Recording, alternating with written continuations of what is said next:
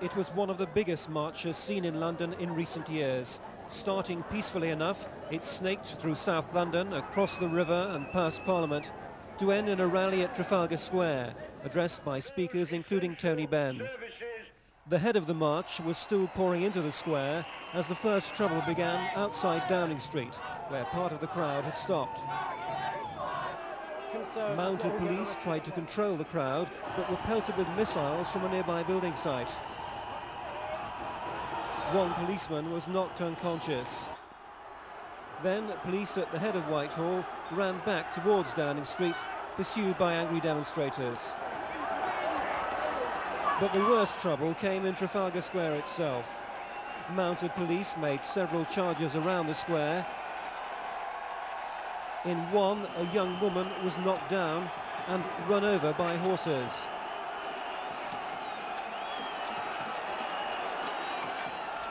Others from the crowd went in to carry her away. She was shaken, but still conscious. Then the looting began. Shop windows were broken and bottles grabbed. Stewards from the march pleaded with them to stop. Nearby, demonstrators had climbed onto scaffolding, egging on the crowd below. Later, the same building was engulfed by fire. Thick black smoke billowed across the square and over Nelson's Column. At this stage, the square had been turned into a virtual battleground. Dozens of police and demonstrators were hurt by missiles including bottles, stones and scaffolding poles.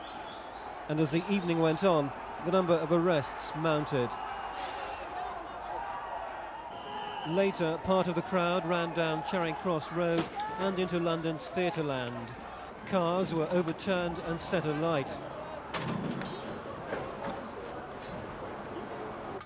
As darkness fell, the trouble continued.